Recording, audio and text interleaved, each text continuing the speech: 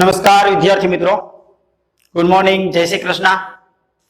આગળના લેક્ચરની અંદર આપણે ભારતના રાજ્ય બંધારણનું ઘડતર અને તેના લક્ષણ, એમાં ખાસ કરીને બંધારણ કેવી રીતે ઘડવામાં આવ્યું, બંધારણ ઘડતરની પ્રક્રિયા કઈ હતી, બંધારણ ઘડતરમાં કોનો કોનો મહત્વનો ફાળો હતો એની વાત કરી ગયા। તો ફરીથી જોઈએ કે બંધારણ એટલે શું? તો કે નિયમોને આધીન દેશના સંગ્રહિત વ્યવસ્થિત જે સમૂહ છે એને બંધારણ કહેવામાં આવે છે। એ દેશના કાયદાઓ ઘડવા માટે, દેશના સંચાલન માટે વ્યવસ્થિત સમૂહ, સંગ્રહ એટલે બંધારણ। આ બંધારણ ઘડતરની પ્રક્રિયા છે એ કેવી હતી એની પણ આછેરી ઝલક જોઈ લઈએ। આ બંધારણ ઘડતર માટે 2 વર્ષ, 11 માસ અને 18 દિવસ 166 જેટલી મીટિંગો બોલાવી અને બંધારણ ઘડવામાં આવ્યું હતું। અને એ બંધારણ ઘડાઈ ગયું પછી આ દેશના આ બંધારણ ઘડવાયાઓએ, જો એમાં પ્રશ્ન પણ પૂછે અધ્યક્ષ, અને તેમાં બંધારણ સભાના અધ્યક્ષ કોણ હતા? તો કે ત્યાં બંધારણ સભાના અધ્યક્ષ છે એ ડોક્ટર રાજેન્દ્ર પ્રસાદ હતા। ડ્રાફ્ટિંગ કમિટી, એ ડ્રાફ્ટિંગ કમિટીના અધ્યક્ષ કોણ હતા? તો કે ડોક્ટર ભીમરાવ આંબેડકર હતા। બંધારણ સભામાં જે ઘડતર થયું એની અંદર કયા કયા વ્યક્તિઓનો ફાળો હતો તો તેની પણ વિગત આપણે આગલા લેક્ચરમાં ભણી ગયા। તો આ હતું આપણા દેશનું બંધારણ। હવે એ બંધારણની અંદર આપણે હવે પછીનો નેક્સ્ટ ટોપિક જોઈએ છે આમુખ એટલે શું? મિત્રો, આજે આ ટોપિક ખૂબ અગત્યનો છે અને એ ટોપિક આપણે વ્યવસ્થિત જોઈએ તો આમુખ એટલે બંધારણનું હાર્દરૂપ, પ્રારંભિક વિશિષ્ટ સ્થાન ધરાવતું તત્વ છે। એમ કહી શકાય કે બંધારણનું હાર્દરૂપ, પ્રારંભિક વિશિષ્ટ તત્વ ધરાવતું એક સ્થાન ધરાવતું એક તત્વ એટલે આમુખ। આ આમુખ છે એમાંથી આપણે બંધારણનો આત્મા પણ કહેવામાં આવે છે।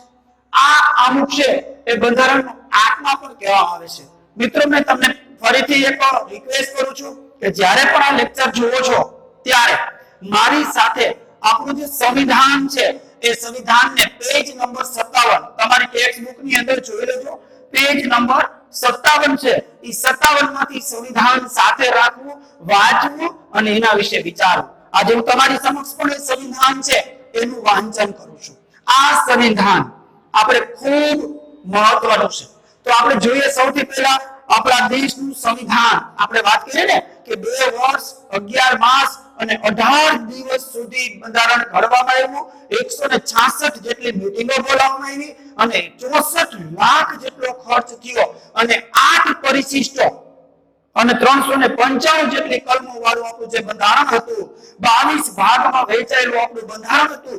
હાલ વર્તમાન સમયની અંદર 12 પરિશિષ્ટ, 22 ની જગ્યાએ 25 ભાગ અને 468 થી વધારે જે કલમો વાળું બંધારણ છે એ બંધારણનું સંવિધાન કેવું હતું, એ બંધારણ કેવી રીતે ઘડવામાં આવ્યું, તો એ સંવિધાનની પેજ નંબર 57 ઉપર તમે બધા એનું રીડિંગ કરજો, મારી સાથે રીડિંગ કરશો। આનું ભારતનું સંવિધાન। અમે ભારતના લોકો ભારતને એક સાર્વભૌમ, સમાજવાદી, બિન સાંપ્રદાયિક, લોકતંત્રાત્મક પ્રજાસત્તાક તરીકે સંસ્થાપિત કરવાનો તથા તેના સર્વ નાગરિકોને સામાજિક, આર્થિક અને રાજકીય, હવે બાજુ જોજો, ન્યાય મળે। ફરીથી કીધું છે કે અમે ભારતના લોકો ભારતને એક સાર્વભૌમ, સમાજવાદી, બિન સાંપ્રદાયિક, લોકતાંત્રિક, પ્રજાસત્તાક તરીકે સંસ્થાપિત કરવાનો તથા તેના સર્વ એટલે કે બધા નાગરિકોને સામાજિક, આર્થિક અને રાજકીય, હવે બાજુ જુઓ, ન્યાય, વિચાર, અભિવ્યક્તિ, માન્યતા, ધર્મ અને ઉપાસનાની સ્વતંત્રતા, વિચારની પણ સ્વતંત્રતાઓ, ધર્મની પણ સ્વતંત્રતાઓ, ઉપાસનાની પણ સ્વતંત્રતાઓ, આવી સરસ મજાની સ્વતંત્રતા, દરજ્જો અને તકની સમાનતા, ઇક્વાલિટી, બધીને એને જે દરજ્જો છે, હક છે એ બધીને સમાન પ્રમાણમાં। અહીંયા મને એક વાક્ય, સેન્ટેન્સ કહેવાની ઈચ્છા થઈ જાય કે જો આપણે કોઈ બનવું જ હોય ને તો દીવા જેવું બનવું જોઈએ। રાજ્ય હોય, મહેલ હોય, એની અંદર પણ એટલો જ પ્રકાશ આપે અને ઝૂંપડાની અંદર પણ દીવો એ જ રીતે અને એટલો જ પ્રકાર આપે। અહીંયા બંધારણમાં પણ એવું કહેવામાં આવ્યું છે કે દરજ્જો અને તેની સમાનતા, કોઈ પણ વ્યક્તિને તમામ પ્રકારનો દરજ્જો પણ સરખો અને સમાનતા પણ સરખી છે પ્રાપ્ત થાય તેમ કરવાનો અને તેઓ સર્વેમાં વ્યક્તિઓનું ગૌરવ અને રાષ્ટ્રની એકતા અને અખંડિતતા શુદ્ધ કરે એવી બંધુતા.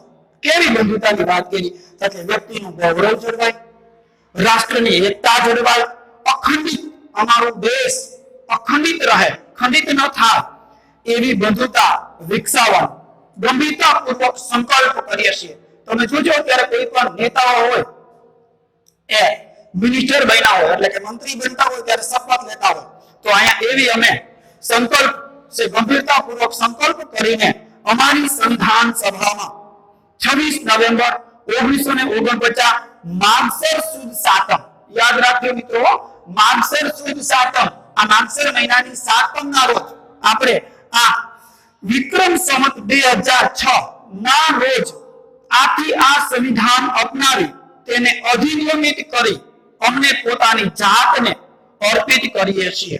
તો આવું આપણા દેશનું બંધારણ હતું અને એ બંધારણ માટે આપણે 26 નવેમ્બર 1949 ના રોજ બંધારણ ઘડાઈ ગયું અને એ બંધારણ આપણે અત્યારે 26મી જાન્યુઆરી 1949 થી અમલમાં આવ્યું. પ્રજાસત્તાક દિવસ તરીકે આપણે એમને ઉજવીએ છીએ. તો એવા બંધારણનું આમુખ સંવિધાન કેવું હતું એની વાત કરી કે હવે વાત કરીએ કે બંધારણ આમુખ છે ને એનો આત્મા છે, સોલ છે. 1976 ના 42મા બંધારણીય સુધારાથી અમુકમાં સાર્વભૌમ શબ્દ, જો તમે પાછળ આમાં જોયું હતું ન્યાય હતું, સમાનતા હતું, ત્યાર પછી જુઓ ત્યાં ન્યાય, સમાનતા, સાર્વભૌમતા, બંધુતા આ શબ્દ તો હતા જ પણ એમાં ફરીથી શબ્દ ઉમેરવામાં આવ્યો. કયો? એટલે 1976 માં 42માં બંધારણ આપણું એવું છે, ફ્લેક્સિબલ છે, એમાં સુધારા વધારા કરી શકાય એવું છે. એમાં સુધારાથી અમુકમાં સાર્વભૌમ નો શબ્દ છે એ ઉમેરવામાં આવ્યો. એટલું જ નહીં, સાથે બિન સાંપ્રદાયિકતા અને સમાજવાદી શબ્દો પણ ઉમેરવામાં આવ્યા. બિન સાંપ્રદાયિકતા, કોઈ પણ વ્યક્તિ કોઈ પણ ધર્મ પાળી શકે. અકબર જો કોઈ મહાન બન્યો હોય ને તો એનું એક કારણ હતું અકબર દીન એ ઇલાહી નામના ધર્મની સ્થાપના કરી હતી. એટલે અહીંયા બિન સાંપ્રદાયિકતા, કોઈ પણ વ્યક્તિ જાતિ પાતિ પૂછે ના, કોઈ હરિકો ભજે સો હરિકો હોય એમ બિન સાંપ્રદાયિકતા અને સમાજવાદી શબ્દો ઉમેરવામાં આવ્યા. ત્યાર પછીની વાત કરીએ તો રાષ્ટ્રીય એકતા અને અખંડિતતાનો પણ સમાવેશ કરવામાં આવ્યો. રાષ્ટ્રની એકતા અને અખંડિતતા જળવાઈ રહે તો એવો પ્રશ્ન પૂછાય કે કયા સુધારામાં અને ક્યારે? તો કે 1976 ની અંદર 42મો સુધારો. તો એના પહેલા 41 સુધારા થઈ ગયા હતા. લાસ્ટ હમણાં છેલ્લે 101મો સુધારો, 100નો સુધારો, જીએસટી આવ્યું, ગુડ્સ એન્ડ સર્વિસ ટેક્સ. તો એ પણ વધારામાં સુધારો કરવો પડ્યો. એમાં 42મા સુધારા મુજબ રાષ્ટ્રીય એકતા અને અખંડિતતાનો પણ સમાવેશ કરવામાં આવ્યો. આમુખ બંધારણના મૂળભૂત હેતુઓ, ધ્યેયો, આદર્શો તેમજ સિદ્ધાંતોને વાચા આપે છે. આપણે આમુખ દ્વારા જ આપણા બંધારણના હેતુઓ કયા છે, ધ્યેયો કયા છે, આદર્શો કયા રહ્યા, એના સિદ્ધાંતો કયા છે એને વાચા આપે છે. કલ્યાણ રાજ્યની ઉચ્ચ ભાવનાઓ અને આદર્શો સિદ્ધ કરવા માટે પણ આમુખ આપણને ઉપયોગી બને છે. અને આમુખ દ્વારા બંધારણના ઘડવૈયાઓના માણસનો પણ આપણને છે એ પરિચય થાય છે કે આ અમુક છે એ ઘડ્યું ત્યારે એના ઘડવૈયાઓ એટલે એના ઘડતર કામગીરી જે કરી છે એવા ઘડવૈયાઓનો માનસ એટલે એના વિચારો કેવા હતા. એ વ્યક્તિએ નાનામાં નાના વ્યક્તિથી માંડી અને મહાન વ્યક્તિ એટલે રાજા મહારાજાઓ સુધી અને તમામ પ્રકારની બાબતો છે એને ત્યાં આવરી લઈ અને એ આમુખ બનાવવામાં આવ્યું છે. તમામ પ્રકારની બાબતો આવરી લઈ અને દેશનું બંધારણ છે એ તૈયાર કરવામાં આવ્યું છે અને એનો પણ આપણને આમાંથી ખ્યાલ આવે છે. હવે મિત્રો આ આમુખનું મહત્વ શું? શું કામ આમુખ જરૂરી છે? જ્યાં જોઈએ ત્યાં સ્પર્ધાત્મક પરીક્ષામાં પણ દર વખતે આવો પ્રશ્ન પૂછાય, કોને બંધારણનો આત્મા કહેવામાં આવે છે? એટલે આમુખને બંધારણનો આત્મા કહેવામાં આવે છે. શા માટે એનો આત્મા? આત્મા એટલે સોલ. શા માટે એનો આત્મા કહેવામાં આવે છે?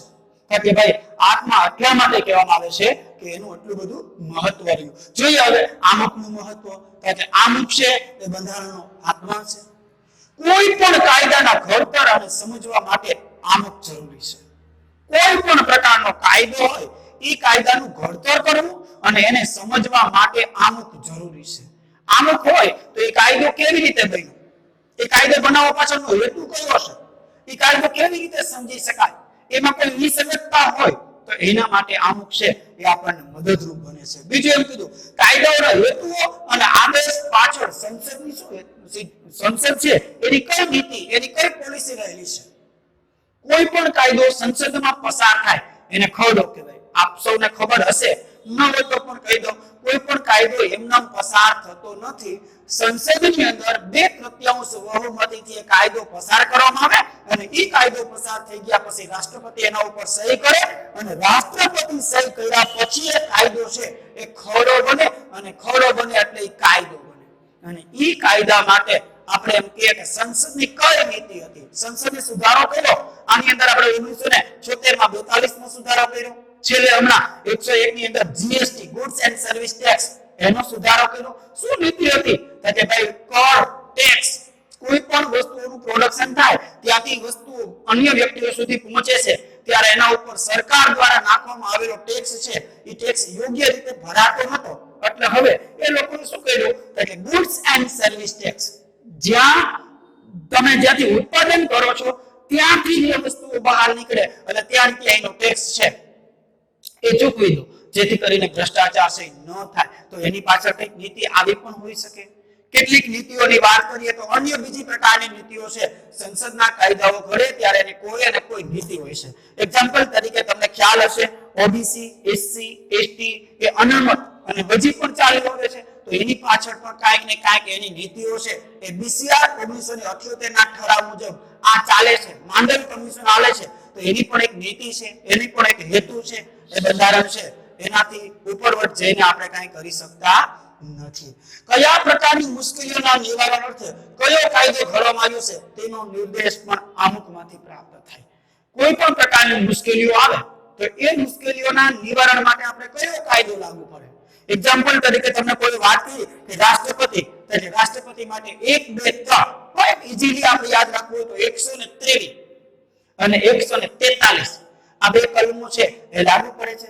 કોઈ વ્યક્તિ આપણા વૃક્ષો અથવા જંગલો અથવા તો આપણા વારસાનું જતન છે એ કરવાને બદલે એનું પતન કર્યું છે, નુકસાન કર્યું છે તો ત્યાં કયો કાયદો લાગશે એટલે 51 ક 6 જ અને ટ મુજબ એની ધરપકડ થાય.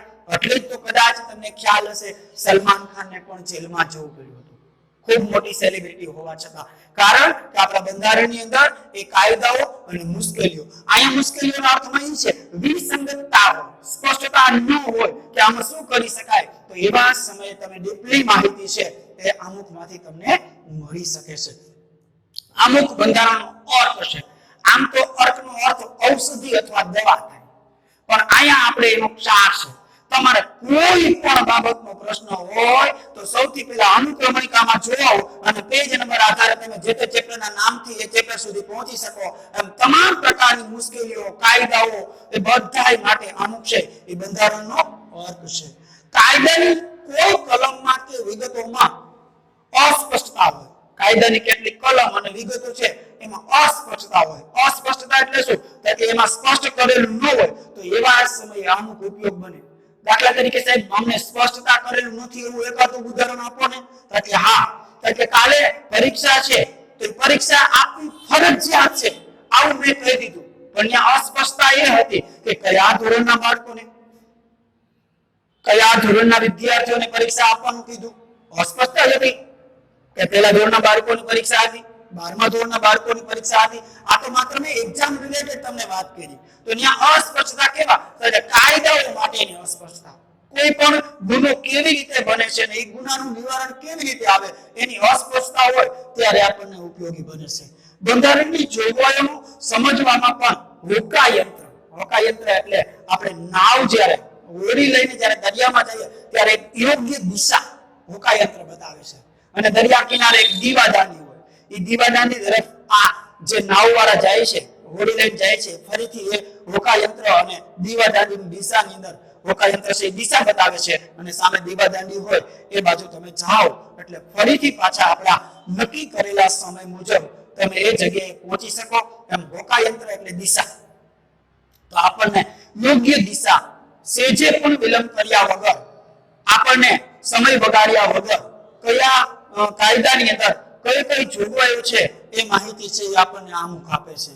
આમ એકતા, અખંડિતતા અને નાગરિકત્વ વચ્ચેની બંધુત્વની ઉમદા ભાવનાઓનો પણ આમાં આદર્શનો પડઘો છે. આમથી એકતા જળવાય છે, અખંડિતતા જળવાય છે, બંધુત્વ એટલે ભાઈચારો જળવાય છે અને ઉમદા ભાવનાઓના આદર્શનો પણ એક પડઘો છે. આમ આપણા દેશના બંધારણના આમુખનું જેટલું મહત્વ આંકીએ એટલું ઓછું છે. તો વિદ્યાર્થી મિત્રો, આજે આપણે અહીં સુધી રાખશું. આજનું આપણું હોમવર્ક આ આમુખ એટલે શું, આપણું સંવિધાન મેં તમને વાંચ્યું હતું પણ ખરું, તમારે પણ એક વખત જોઈને લખવાનું અને આમુખનું મહત્વ એક વખત લખવું અને પાકું કરવું. Thank you. જય હિન્દ, જય ભારત.